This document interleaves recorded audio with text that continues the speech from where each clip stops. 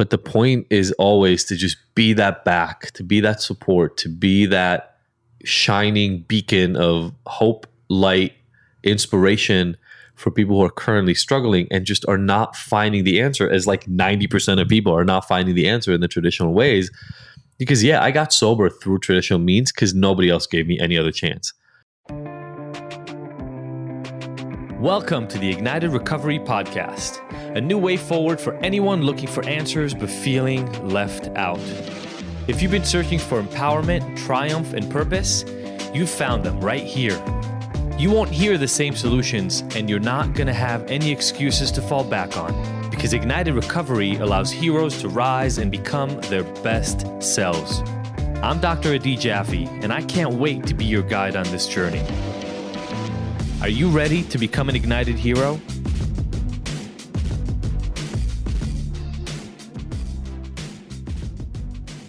You know, when I had meth, and this is so funny to say, like I smoked a lot. I was smoking like 2 packs a day too when I was smoking meth. But smoking cigarettes became one of my ways to smoke less meth. So like I would be sitting in my studio. I posted that picture on Instagram if anybody wants to see it, but it's like a picture of me in the studio. And I'm there with my dad, and you see the ashtray in the back, and it's like one of those ones that you can push on, and it will make the whatever ashes are there go down into the inside of the ashtray, so you can just have like the 1 or 2 that you just smoked recently. It's for people who smoke a ton. Wow, yeah. And it was always full, and it's full in that picture, and there's a bunch of stuff around it. But my rationale, which made a lot of sense for me at the time, was when I smoke cigarettes, I'm not smoking meth, because I was just smoking meth all the time. I was selling it. So I would smoke $500 of meth a day or something like that.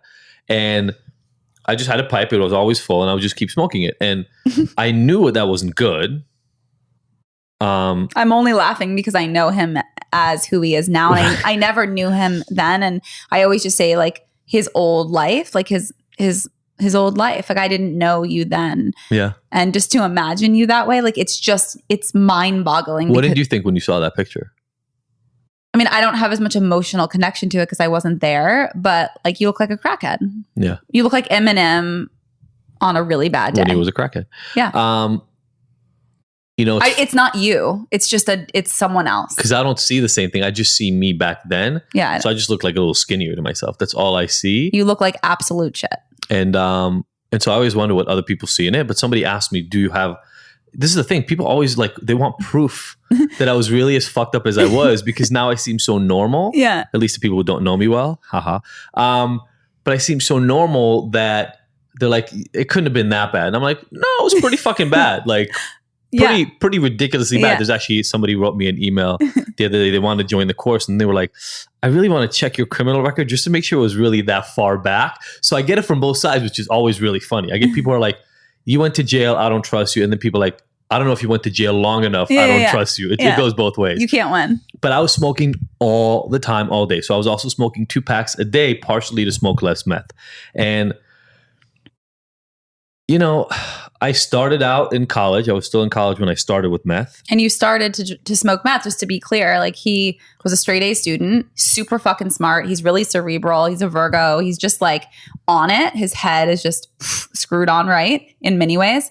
And he was a great student. However, he didn't really want to go to class. So he didn't go to class a lot. But then to stay up for finals and to study for finals, he was like, oh, like who gave you that first? I was a good student, honestly, until halfway through having moved to the States in high school, when being a good student was no longer enough. Like when I was in Israel, if you got good grades on tests, nobody gave a fuck. Homework didn't matter. All that was prep for the test. And so because I could ace the test, nobody cared. Right. That's what I meant. You're very book smart. But I moved to the States, and that started, there was a lot of conflict actually around school for me because I'm not good at completing tasks. I mean, I joke about this, but I hired my first assistant when I was a drug dealer. And you couldn't complete things. My car got impounded when I was selling drugs. It was a Nissan Altima. I think the payments were like $70 or $80 a month. Is like 15 years ago. Yeah. I had $10,000 in my pocket. Yeah. Like I could have paid off the car. Yeah. I just forgot to make payments for months. Yeah. And so eventually they just came to the studio and took it. And I remember like realizing I'm really bad at this shit. I'd always been bad at it. I lose stuff all the time. I used to lose a lot more things. And so I realized I have the money, I have the drugs. Let me take some of the people who buy drugs from me and make them my assistant. And so, people on meth really, really like organizing shit.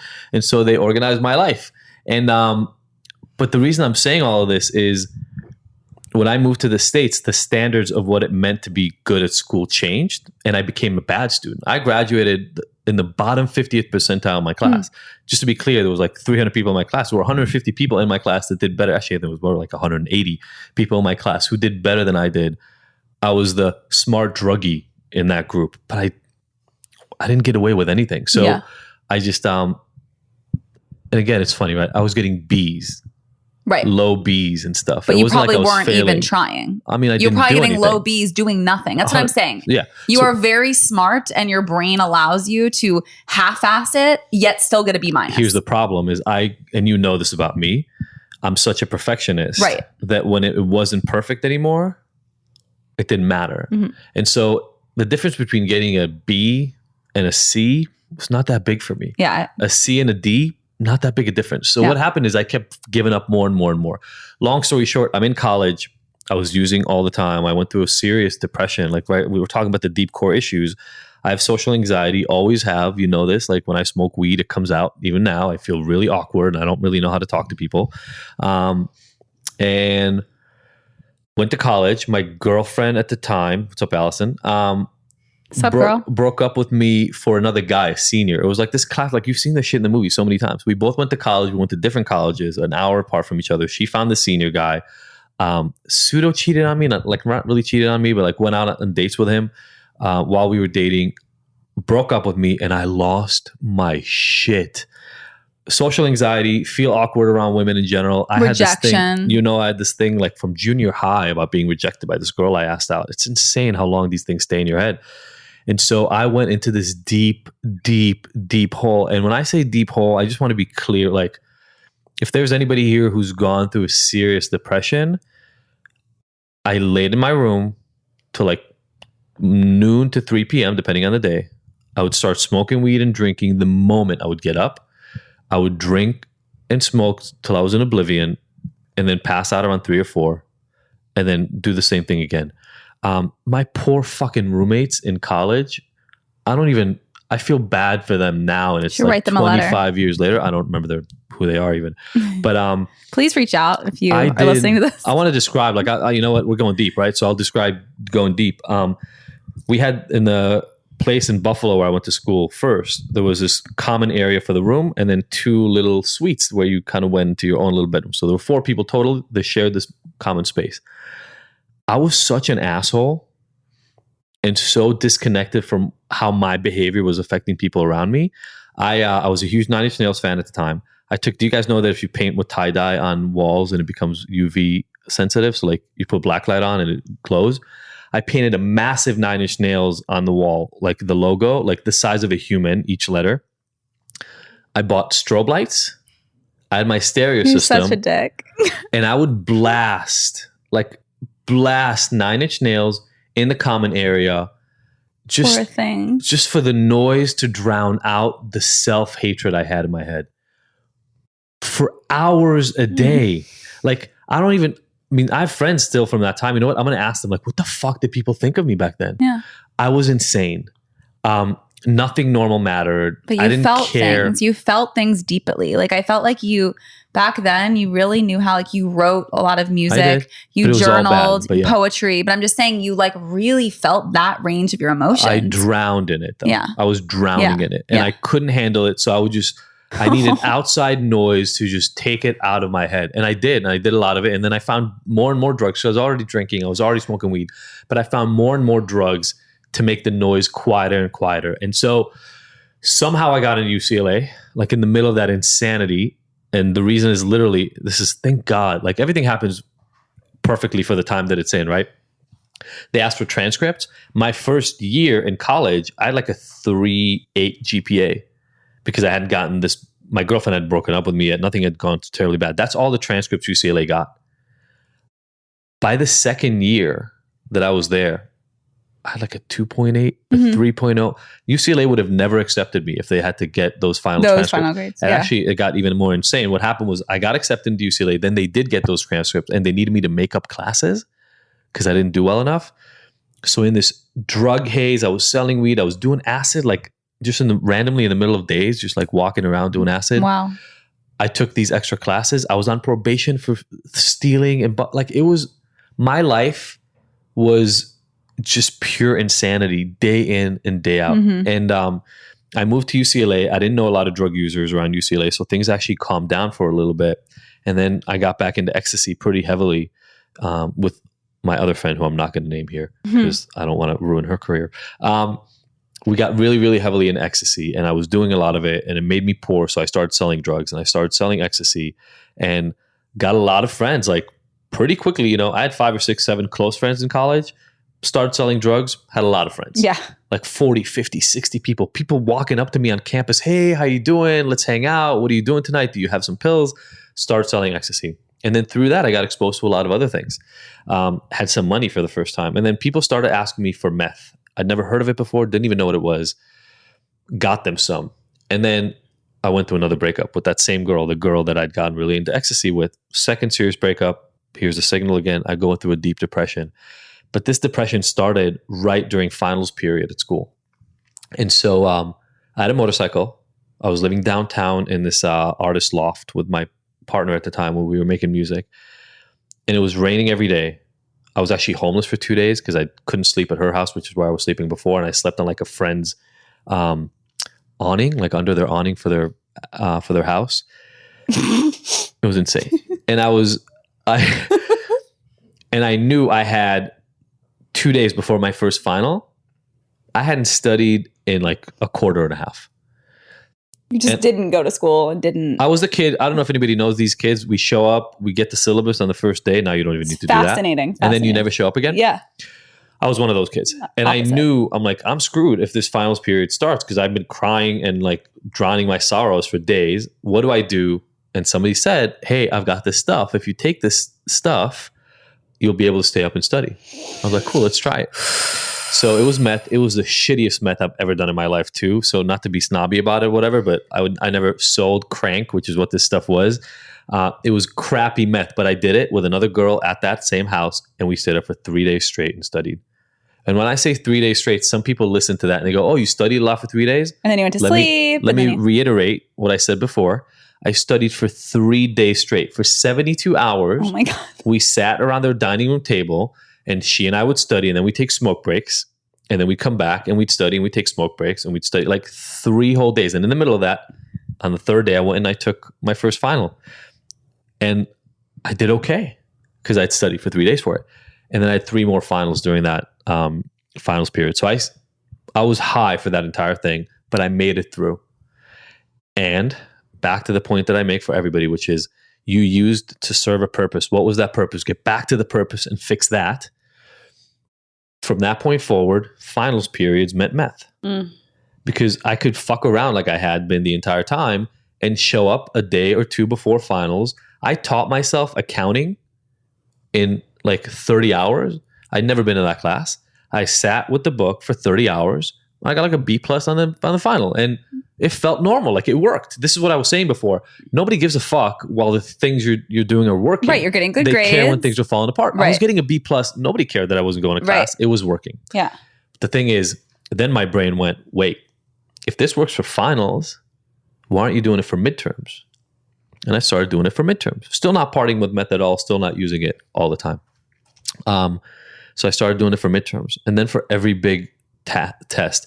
And that's when the stuff starts becoming a problem. Because now I'm doing it pretty much every week. There's a reason to use it. And now tolerance is building up. And now the same amount is not working. And now I need more. Yep. And I would say within a few months, maybe 6 months, maybe 9 months of using meth, I was using it pretty much daily. A little bit, but daily. And within a year, I was for sure using daily. Now I was selling a lot of it. I was selling it to other. So now not only people who do ecstasy, now people who are buying meth sell for me. Now I'm getting some other people to sell with me because now I got like 400 or 500 customers all over LA. I'm driving 250, 300 miles in LA every day selling my stuff. I'm still a student, by the way. Magically, somehow, I'm still supposed to be graduating.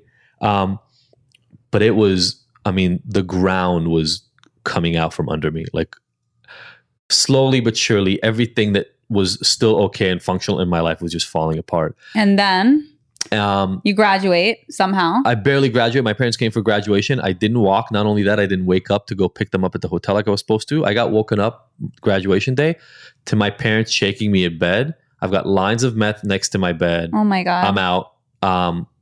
We run. Nobody talked about it, by the way. You've never talked in my about family. this? We've never, I mean, we talked about it now in my thing with my sister. But your mom, who was there. We never talked about it. Was your sister there for graduation? Oh yeah. They were in my room, like face in my face. Your like, sister is there and she sees the lines of meth. Nobody talked about it. Okay. Nobody mentioned the drugs. Like this is where people say like the denial. I wasn't in denial about my problem. Everybody else around me didn't want to watch it. We went to the graduation, but here's the thing. I didn't graduate that day because I hadn't completed all the tasks. It took another year and a half for me to graduate from UCLA. My parents didn't know. I lied to them about it the whole time. And I just dug myself in. Like by the time we got to that place where I was saying in that picture where I'm smoking all the time and I'm smoking meth, my entire life was about getting high and selling drugs. I knew hundreds of people, but I didn't know anybody that didn't get fucked up the way I did. Like not a single human. Everybody else had left me. All the normal people had left me. And my life was about using, selling to other people who would use, using with them. Then they would leave. Then I would use. Then at some point I would pass out and then I'd come back to. And you were in it. You were in it hard. You were in it for years. You didn't give a shit about anyone else but yourself. You treated people disrespectfully. Even before you started using meth when you were just in college, like you didn't care. You had no self-awareness. You were bulldozing over other people's needs. It was all about you. And then you used more and harder drugs. Yeah. And then you were super addicted. You did what you when you wanted to. You also had this fake sense of social approval. Yeah. Women wanted to be with you because you were the drug dealer and you had what they wanted. I had money and I had drugs. Yeah. And then same with some other friends. Like they wanted to hang out with you because so you had this like veil of. I call it, I was the king of shit. Yeah. It was like, I ruled my own kingdom. There were like a few hundred people in it. In that place, when I would walk into a room, everybody would go like, hey, Adi's here. Like everybody would be so happy. Yeah. And by the way, I would be 3 hours late. Yeah. And they would be ecstatic that I was there. It's like a nightmare. It's just the world that I ruled was a useless world that nobody really wanted to be a part of. And I realized that every once in a while. And when it really would dawn on me, I would try to quit. Yeah. Even then you realized like the way it would look is like you'd be sober for a minute or no, I would find myself alone every once in a while. Yeah. And I asked somebody else about this a little bit ago. I think maybe at one of our interviews. And when I would find myself alone, the thought would be like, what the fuck is happening? I graduated UCLA. Everybody I hung out around, and this is not a put down to anybody who didn't graduate college, but sometimes people go like, oh, you went to college? It's like, how did I get here? Like how did this, how am I surrounded by people who are surprised that I went to college? Yeah. You don't need to go to college if you don't want to, but like, why are people surprised that that's where I am? Yeah. And I would ask these self-questioning things. And I have this really like vivid picture in my head of where I was in this blacked out studio on this couch that I would pass out on sometimes, asking myself that question. And every once in a while, like I said, about 5 to 7 and 9 times overall in my using career, I would say I need to be done. And normally that would look like it was only for the meth. And I would try to stop. The first couple of times I tried to just stop using myself. Then I realized I had to stop selling it because I couldn't sell it and not use it. And the most I ever made it to is 2 weeks, I think. And I actually think that the time that I made it to 2 weeks was the time that I got in the accident. Why was it on you? No, I was clean. I had coke on me. You had coke on you. I'm just saying still were selling. Again. I knew I was addicted to meth. I needed to quit meth. And stop selling meth. Drug was not even on my radar. Got it. I was going to continue being a drug dealer. I just needed to stop smoking meth so much. So then you got in the motorcycle accident and you had coke on you in the inner lining of your leather jacket. I'd hidden I think it was about a half a pound or a quarter pound of coke that was left from selling it around town. And I hid it in the lining of my jacket because you're always prepared when you sell drugs. And I got in this accident and the cops kept trying to get my jacket. And I was like, holding on to it for dear life. And I gave them my license. I gave them everything I could so they wouldn't take my jacket. But it was Beverly Hills, and I have a feeling they just wanted to search me. And they probably knew what you were up to. No, they'd arrested me like 2 or 3 times already. So my name was on their radar. Yeah. And they arrested me. This is the moment they found it. They found it in like... And that was the beginning of the end, kind of. Like, it was kind of like, then they were on to you. Was the start. You broke your leg. I broke my leg. I couldn't walk. They arrested me in the hospital. Like, I woke up with that thing, like where you're chained to the bed and there's a cop next to you. They put a... You say that thing like anyone has ever experienced. No, but you've seen it. You've seen it in movies. Okay, like so the thing you've seen in movies, not something that you've ever done. No, of course not. It's like one person listening maybe who this has happened to. My arm was like shackled to the bed. And then they thought they were going to arrest me that day, but they realized I couldn't walk. I was not a flight risk. I literally couldn't get out of bed and wouldn't be able to without severe pain for months. So they let me go. But what they did is they found a bunch of drugs on me. So they said, let's put pressure on him and find out where he got it. Because you don't use a half a pound of coke. They knew I was a dealer. Yeah. So the question was more where did you get that from? They want to go off the chain. Yeah. And so they kept trying to squeeze me. Literally, this happened. And our friend, who again, I'm not going to mention her name, was with me walking around Beverly Hills around one of my court dates.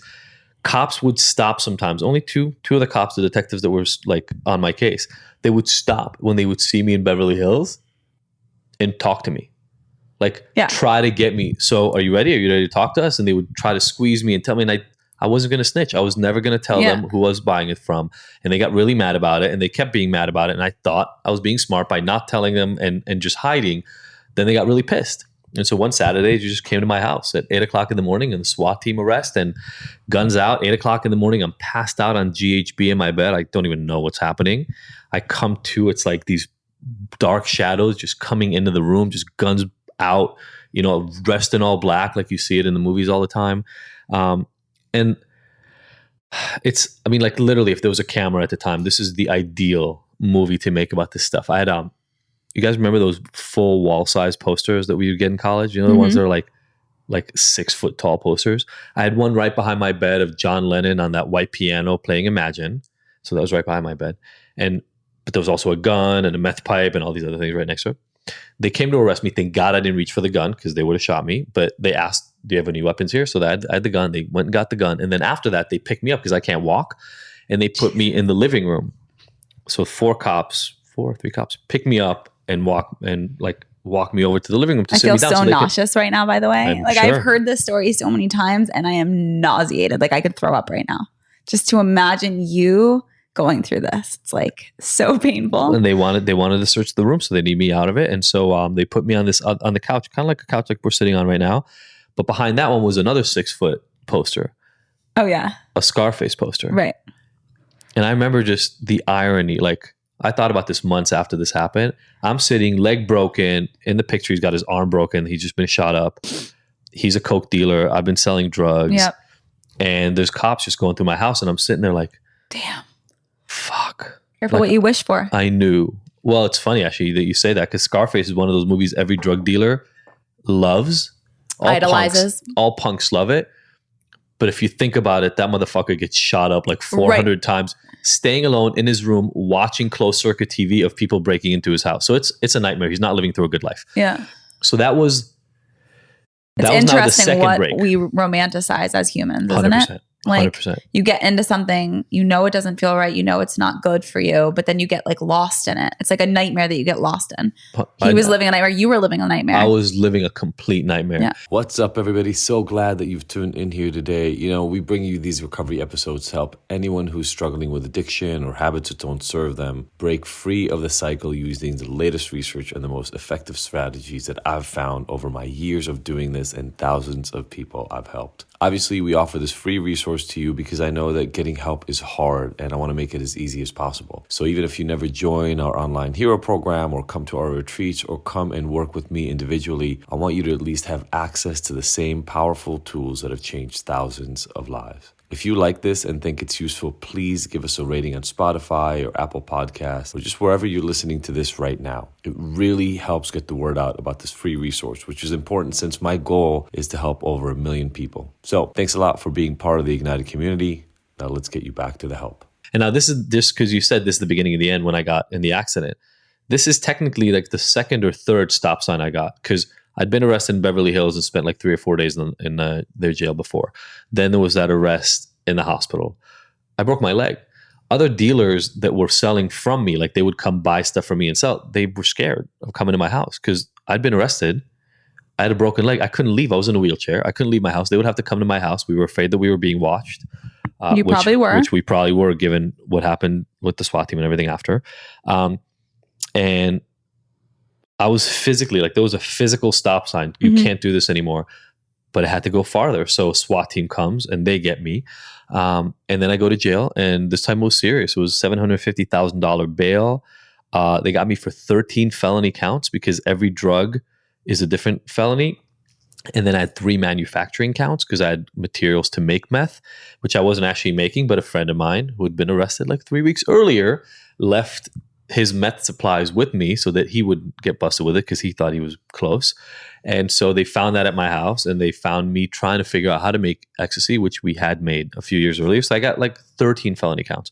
The weapons start, all of that. $750,000 bail. And I'm in jail where and USC has a county medical wing, which is attached to kind of like where people who get arrested and have serious injuries need to go. They wouldn't let me bring my crutches because crutches in jail are a weapon. So I'm kind of jumping up on one leg, which is what I was doing anyway. But I'm in this place and I can't explain the level of like dysfunction, filth, disgusting, animal-like way people live in that place. The toilets both had broken. So there's just toilet water all over the floor. There's between the two, I think there was 2 adjoining rooms that were in it. There were like 12 of us. So like 3 bunk beds in each one. Everybody is fucked up. Like the only reason you're in that place is you can't walk, you broken arm, you're broken. Like you're so broken they can't put you in a regular jail. Oh my God. And that's where I go. And I'm laying in this bed and I'm just thinking to myself, like, what the fuck is happening? And now I'm starting to withdraw from the meth because now it's been, I spent about 12 hours in LA, in the Beverly Hills jail before they took me to LA County. And we were trying to do everything to not go to LA County because we knew that was the beginning of the end. And now I'm in this room, toilet water's broken. This guy who like had jumped out of a window 3 stories up because he was trying to escape the cops, broke both his legs. He's like next to me. It is the epitome. Like if you watch Orange is the New Black or any of those kinds of shows, this is when shit gets really, really bad. That's that moment that I'm in. And I'm not getting out because it's a $750,000 bail. And I call my dad. I hadn't talked to them in forever, but my lawyer contacted them when I was in the Beverly Hills jail. And so I call my dad collect from that phone. He's like, hey, we're trying to get together the money to get you out. And I'm like, don't touch it. Yeah. You're not spending. It would have been $75,000 they would have had to spend that they would never get back to get me out of. I don't need your money. Don't touch anything. Let me be here. I'm going in front of a judge in a few days. I'll sort this out. And I spent 5 or 6 days in that room. It was a weekend because they got me out on the weekend. I think it was even like a long weekend. So within 24 hours, I was so tired I couldn't function because that's what happens when you withdraw from meth. You get into depression and your body now needs to catch up to all the sleep that it lost. And so for, I think it was 5 days, maybe it was 4, maybe it was 6, but for a while, all I would do is sleep in that bunk. And I remember I slept in the bunk right next to the bar. So when people would walk by, I wouldn't even hear them until I would wake up. Somebody would shake me and wake me up and say, hey, food's here. And I would eat because my body was starving. I was 125 pounds, 124 pounds. I would eat and then I would pass right back out. And I did that for essentially 5 days. Sleep, eat, sleep, eat, sleep, eat. And by the end of that, my body could actually stay up for a few hours at a time without the meth. You're recovering. And I was just withdrawing, which is honestly a fucking blessing. Yeah. Because I don't know in what other surrounding I would have zero choice to stop. Because here's the thing, right? Everybody talks about stopping. I tried to stop 9, 10 times. I got put in a situation where I had to. Now I got out and now I was quote unquote clean, got out, and we had to figure out what to do. And, you said, again, multiple stop signs, right? So my lawyer said, you got to go to rehab. And I was like, why rehab? What is that? I don't want to go to rehab. And he goes, well. Also, you were clean. Yeah. Isn't it funny, the system? Yeah, I was clean. What happened was It was like a deal that they had to make, right? With the courts. it wasn't even a deal yet. Like nothing had happened. I'd just Yeah. been arrested. I was clean for 5 days because I was in jail, but nobody trusted me to fucking stay clean. Nobody trusted me farther than they could like pee on me. It wasn't even throw a rock. Like throwing a rock was too far. Within a couple of feet. Like as long as I was within a couple of feet of you, you knew what I was doing. Other than that, you had no idea. Yeah. And so sketchy, yeah. Totally. And so he was like, no, you got to go to rehab because we got to show them that you're good. Otherwise, you're going to go to prison for like 20, 18 years. Like that's probably what you're looking at. I was like, oh, fuck. Let's go to rehab. But here's the thing. And here's why I say quitting is not the freaking deal. It has nothing to do with quitting. I threw a party, and it wasn't a party. It was me, my dealer, the guy who I was buying from at the time, this one girl that I was hooking up with, and like one other person. And we got together in that apartment, the same apartment I just got arrested in, still with the neon pink sign on the door of, that the SWAT team had been there and their dangerous substances had been discovered. So that's on the outside of the door. And inside, we're just smoking meth all night, doing drugs all night. We actually took a picture. That girl was a photographer. We took a picture with the signs on me. Like we had no sense of what was normal in the world. I took the signs off the door, put them on me. She took a picture of me with a meth pipe, like wow, yeah, using while having that sign around. I went right back to doing what I knew how to do. It's just all I knew. And so we threw this party, and then that girl was she drove me to rehab the next day, and I knew nothing about addiction until I walked in those doors.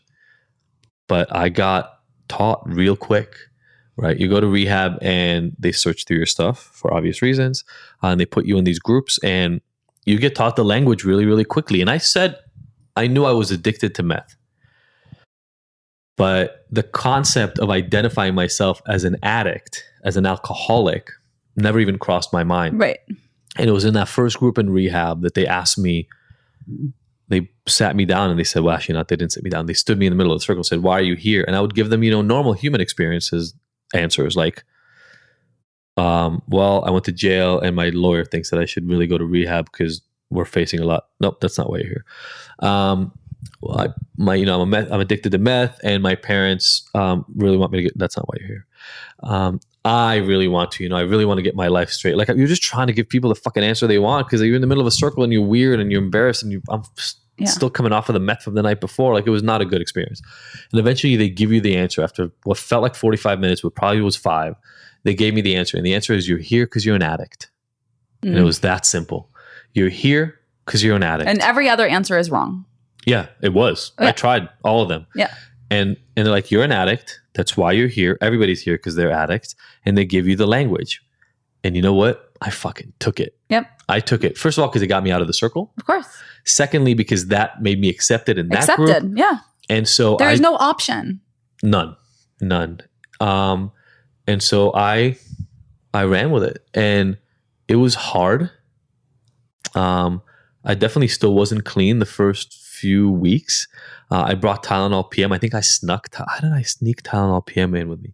I got Tylenol PM in them somehow. And because I was having a really hard time sleeping, because surprise, I'm a pretty anxious fucking kid. Already anxious before, but now facing 20 years in prison in a rehab with people I don't know. My parents knowing everything that had happened, really, really a lot of anxiety. And so I would take Tylenol PM to fall asleep, which was against the rules. You're not supposed to take anything to do anything. So I was lying about that. And I was just doing my best to just keep my head on straight. And then you got through that experience. You got through rehab. Well, and then you had to go to jail, right? Yeah, I didn't get through rehab though. I got to go to work a month into being clean in that rehab. They let me go to work, and work at the time was a studio. So it was like a joke that they let me go back, but we had pull because we were private paying clients. So they let me go back to work, and I sat in the studio. Again, things I wouldn't have known to identify back then. But what I did in my studio was use drugs, kind of play around with music, and watch porn. That's all I did. So you did that. So I did that during the day, and I found some drugs that were still hidden in the place. I had my storage space that had a ton of other drugs in it that nobody knew about. They tested you, right? It's a rehab. I mean, they didn't test me unless they felt like they needed to test me. So they didn't test me for at least another month or so. And then they let me out on New Year's Eve, which is the absolute, it's a test. And here's again my point. They measured how I was doing by abstinence, and then they sent me to like the lion's den to test to see, will he be abstinent? Now, I showed up high as a motherfucker. I was up that entire night on meth. I was trying to drink those drinks later. You know, we've talked to your brother about this stuff. We tried to drink those drinks to clean out your system. Didn't do anything.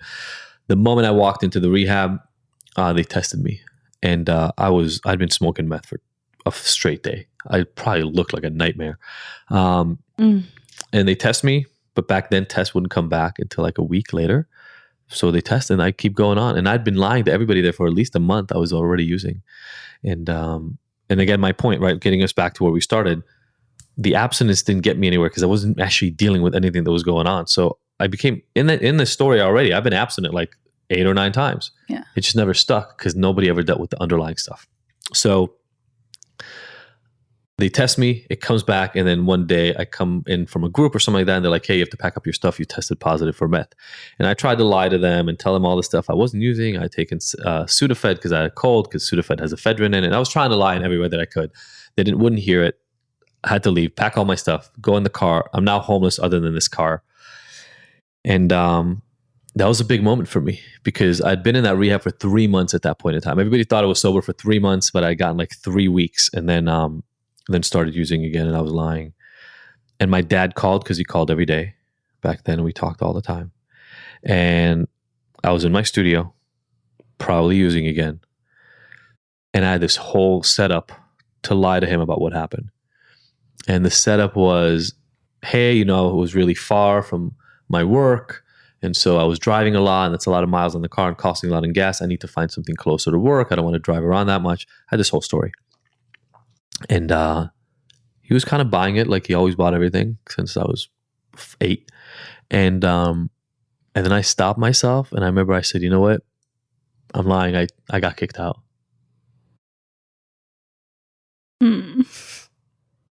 And sorry. And I told him the truth. I said I got kicked out. They caught me using. They tested me, and they found meth. And I'm crying, because I don't get to talk to my dad anymore. Yeah.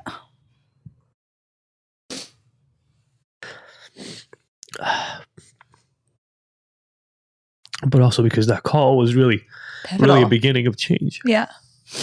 It's like the first moment that you I told owned. the truth. Yeah, that you told the truth. I told the truth. And you owned it. And it was not good. Like, I told the truth. I felt relief, but my dad started just screaming. When my dad never yelled. And I started yelling at me. He's like, what the fuck is wrong with you? What do you expect to do? You just threw away 3 months. You're facing decades in prison. You're not going to go to prison for the rest of your life. And he just kept going on and on and on. And we ended it with a question. And he said, oh, what do you want us to do? What was the question he asked? What do you expect me to do? And I said, you can't do anything. It's like the worst thing to say to a parent, too. But there's nothing left to do. I just said to him, I have to figure this out. I need to figure this out. This isn't you. You can't do anything about it. Yeah. And he wasn't happy about it. And it wasn't the answer he wanted. But it was also true. And again, why abstinence is not the barometer by which you measure success is that's when my recovery started. Ownership. I used for another 2 weeks every day. I was sleeping sometimes on the couch and sometimes in bed with this other girl who had used to buy drugs for me, and we would hook up sometimes. And so she gave me a place to crash. But I used every day, everything I had. I got more shit. I could not deal with what was going on, but I knew something had to change. And now and that was a shift. And I owned it. And throughout that, I was going to this weird outpatient thing at Kaiser Permanente that did nothing for my recovery, but I was doing something. I was going to something almost every day. And I kept looking for a place. My counselor at that place was helping me find sober livings. And it took 2 to 3 weeks to find a place. And I drove to this place. And by that, I mean, it took me 2 to 3 weeks to get enough shit done to find a place. There were probably places earlier. But I found this place that he gave me the number of, and I made a call, and I made an appointment to come in. and it was a night appointment, like 8 or 9 p.m. And I showed up with sunglasses on because I'd been using the entire time and I didn't want to look them in the eyes. But now I knew I needed help. And so I sat there. We made an agreement that I was going to come in. It was way cheaper, which made me feel better anyway, because I didn't like having my parents spend like 10 grand a month for a program that that wasn't fucking doing anything for me anyway. This was like $1,500 a month at the time, which made me feel a lot better. Like, and I was taking control, and that was really important. So we talked. We made an agreement that I would come in the next day, and we came in. And of course, they were abstinence driven. Of course, they were AA based. They were everything that was traditional in treatment. Yeah, because it's the only thing that there is. But now I wanted it. Yeah. Now I knew, I'm like, if I don't own this shit, I'm going away for the rest of my life. Right. And so I did what they told me to do. And what they told me to do wasn't even that important. Yes, there was humility. Yes, there was owning up to my shit, but they didn't know 80% of the stuff. It took years to get through all the layers of bullshit that I had. But now I was committed. Now I wanted it. And that's a transformation that needs to happen. You know, sometimes people in traditional groups call it like a spiritual awakening, a white light moment, call it whatever you want. There was a moment of, I have to own this. Yeah. And so I did what I needed to. I still fucked up in that place. I just didn't use. Right. I fucked up in other ways. And when I fucked up and they would be like, yo, you got to step up or you're out of here, I knew what that meant now. And what that meant was, I'm going to throw my life away. And so I just kept trying to do my best and screwing it up and doing my best and screwing it up and doing my best. And the entire time we were in court. So every month my dad would come out or my mom would come out with my sister, and we go to court, and they would see the progress, and we would tell them where I'm at, what's going on. And about 8-9 months after I came into that place was like the last day. And I was still, the minimum we could get them down to was 3 years. And my lawyer said, look, you've done great. You cleaned up. You like did all the stuff you needed to do. I think I can get you a better deal. And it was a scary fucking moment because I had two options. I could essentially take the deal that the DA was giving me, which was 3 years to one charge, back to that motorcycle. When they caught me with half or a quarter pound, I don't remember the exact number, but more than 1 ounce of cocaine, there was a mandatory minimum sentence, and that was 3 years that you're supposed to serve. And they said, look, we'll take everything else away. Plead guilty to that charge. You'll go to prison for 3 years. Good time. You'll be out in a year and a half. But it was prison, and it was a longer sentence. And my lawyer said, I think I can get you a better deal. But then you have to do this thing. It's called an open plea. And that meant I had to go in court and plead guilty to everything. Mm. And he could have said 10. Like, you don't know what happens. Is that what you did? And I did. Yeah. So I stood there. My mom couldn't come because she couldn't watch it. But my dad showed up. Yeah, my dad was there all the time. Yeah. And I did it. I stood up and they would just read every offense, and I would just say, I have to plead guilty, and then that means you're giving up your rights. It's like, there are like 9 of them, one after the other, and then the judge goes away, and he tries to make his decision, and he came back, and he gave me 364 days, just under a year. Because if you go for a year or more, you go to prison. It's an entirely different system. Wow. So he gave me like a third of the sentence that I was going to get otherwise. But he said straight up, he said, look, I'm giving you this just under a year, but I'm putting 7 years. It's called a suspended sentence. I'm giving you another 7 years. It's waiting. If you don't fuck up, you get through probation. Everything else is good. He didn't say fuck up, obviously. But you'll do this time and you're done. So, but if I catch you selling drugs again, whatever you get next time, you got another 7 years on top of it. Mm. And that was like, that was this moment of just recognition that whatever I did up to that point paid off. Like my mom to this day is mad at the judge for giving me a year, but that was a blessing. Oh yeah. We got gratitude coming up next month on Ignited, and like I'm grateful every day for Judge Fox in Beverly Hills who gave me that chance, because I did my year. I did So 4. he's the one that actually. You saw him. That I was the saw guy. him, but he's the one that gave you the original sentence? Yeah. Oh, wow. So he gave you that sentence. And then when on the flip side, I met you. So you met me. Wow, you had a long relationship with him. 3 years later. I mean, he knew me since like 2001, 1999. Like he knew me for like 6 or 7 years. We should have him over for dinner. I'd love to. And so, yeah, he gave me that year. I did the year in jail. I got out, and then I had to redo my life. And you and I have talked a lot about where that ended up. But to bring it back to the story, you were there on like our, I don't know, 4th or 5th date, or early on in our relationship. We met in UCLA, ironically. At UCLA. We met at UCLA in a neuroscience class and started studying together. Yeah. And in the neuroscience class, we talk a lot about drugs. We That's talk a why lot you about took drugs. it. That's the room where once in a midterm, I'd done so much meth that in the middle of the test, I thought I saw all the lights get dim.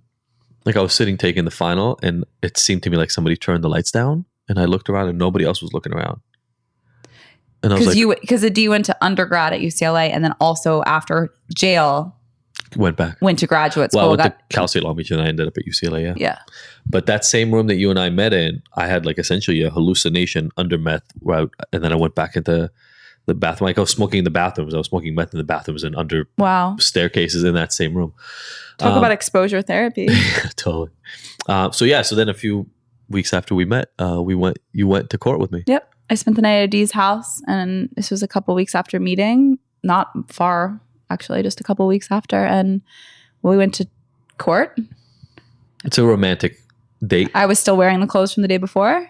And yeah, I was sobbing. I was sobbing the entire, because it was basically to see if he had to continue on with probation, to check in. It was actually a check-in, right? And they ended up releasing you? It was a check-in, but we were asking, it was over 3 years of probation after the original jail term. And so we were essentially asking for probation to be terminated. Yeah. So we went in, and I won't like get into the whole story because we don't have the time for it, but it was the most moving experience to witness this man. I mean, the judge had your back. He watched you over years transform into the person before him, and he was basically yelling at the person who was that from the DA side. The DA, yeah, they didn't want to let me off the hook yet. Yeah, and he was like, this man is a dream. Like the fact that he just got accepted to one of the top universities in the world for a PhD program, in this program, and the fact that he has transformed his life in this way before us, like this is what we all want. This is like, please go off into society and be you and shine bright. And right. I was just sobbing, and it was so beautiful to witness. And that began the beginning of your, well, that was already in the middle, but you bring up a really important point that I think helps me tie together why I do what I do now. I'm here because of the support I had from the people around me. I'm here because that judge gave me a chance. Yeah. I'm here because even though I fucked up over and over and over, people held a tiny bit of space for me to do well. And I feel like almost that is my pay it forward thing now, right? Like, I don't care how far down you've been. I say this to people all the time. There's no bottom you've been to. There's no terrible thing you've experienced where I don't believe you can come back up, because I've seen it. I've seen it in my own life. I've seen it in the lives of hundreds and thousands of other people. And that judge being willing to accept that I was willing in that moment to change my life gave me an opportunity. I don't know what would have happened if I got 3, 5, 7, 8, 12 years, 18 years in prison. Who you would be now? Probably not the same person I am right now, right? Yeah. And so in the end, it comes back to us understanding that we're all humans. Like, we just want to be okay. Yeah. And obviously, for whatever reason, I didn't feel okay at the time. And it was starting to get better. So don't squash somebody because they're not perfect. Right. Instead, help them rise, right? And after your PhD, and you weren't using it all. When I met you, you weren't even, you would drink like, I didn't drink. Alcohol was never even your thing, but you still were like very just. I was 100% sober for 3 years. Yeah. And then I took the AA experiment and I started drinking again. And the experiment's been running since 2005. So I'm going to call that a success. Yep. It's been 14 years of social drinking. And light of radical transparency, when he wanted to take that first drink, he called his support system and he said, Oh, we talked for 6 months. just to let you know, I'm going to try a glass of champagne at my girlfriend's X, Y, and Z party. I want you all to know that I'm doing this. Yeah. It was a group support effort. His loved ones, his family members, his sponsor. I even talked to my sponsor about it. Radical transparency. It's funny, radical transparency. Yeah. It's like at the beginning of this whole journey is radical transparency. Yeah. And they all knew. My mom wasn't worried because she thought I never had a problem with alcohol. My dad was freaked out, of course. But I talked and I was like, look, you guys are in on everything. I'm not lying about anything. I don't want to lie about this. Let me try this out. If it doesn't work out, I'll go back to sobriety. So I was sober completely for 3 years. By the time you met me, I was socially drinking again. Yeah. But not using anything else. Yeah. And what are other things in terms of recovery like that helped you? You were in the gym a lot. I worked out a lot. Yeah. I mean, so I broke my leg and I couldn't walk I was in a wheelchair for 3 months, crutches for another 8. I couldn't walk. So by the time I was in Cal State Long Beach, I was really so after jail, really, I was going to physical therapy and then eventually the gym a lot, and exercise really, really helped me. What else? I mean, look, friends and support really was hugely important. Yeah. But then also for me, having a goal. So I tell the story a lot. I couldn't get hired out of jail because nobody gets hired out of jail, which is a nightmare for people who had convictions. My family, thankfully for me, was willing to support me in going back to school. So my parents had to pay my rent and school for me to be able to go back, which was thousands of dollars a semester. And they were willing to do it, again, because they were willing to support me. Within about a semester and a half, 2 semesters, I got a job there. So I was able to start paying for some of my own stuff, which felt really, really good. But I had a purpose. Yeah. And so purpose, support, hope from other people first, but then it ingrained in me. Those were all huge factors for me. And then for me, like I always say, like education, understanding more. I studied addiction. I went in and studied it really, really heavily. And then what happened, the reason I even started drinking again was I was like, I don't think that explanation they give me in AA is the right explanation, at least not for me. Yeah. And it gave me the balls to kind of say, I think there's something else out there. Yeah. And like defining your own version of what that means instead of what someone else predetermines. Yeah. And so I took my journey. I went back to school, got my PhD, started seeing people, saw people in a rehab, opened up my own rehab, and now we do Ignited. But the point is always to just be that back, to be that support, to be that shining beacon of hope, light, inspiration for people who are currently struggling and just are not finding the answer, as like 90% of people are not finding the answer in the traditional ways. Because I got sober through traditional means because nobody else gave me any other chance. The bottom line is I just wanted it and owned it when the time came. Mm-hmm. And dealt with what the system at hand. And if you're ready to own it, you should be able to find something that speaks to you, not just something that somebody is willing to give you. Yeah. And that's my thing, because otherwise it would be funny, right? I would just make everybody go, well, first you go to 3 years of AA and then you do this other thing. My story doesn't need to be your story. That's not the point. No. The point is that recovery looks different on everybody and you should be okay with that. Even if other people's recovery doesn't look like yours, don't worry about it. Yeah. Are they doing well? Is their life moving forward in a meaningful, constructive way? If it is, kudos to them. Yeah. Hallelujah and amen. Let's just keep this going. Thank you for tuning in to the Ignited Heroes Recovery Podcast. I really hope you found the information here useful and that we'll see you back here next week. And look, I want to make sure that this podcast is the most useful it can be for you, so please let me know by emailing info@ignited.com if there are any specific topics or questions you'd like to have addressed. As usual, if you like this episode, I would love for you to leave us a 5-star review and rating. Thanks, and see you next week.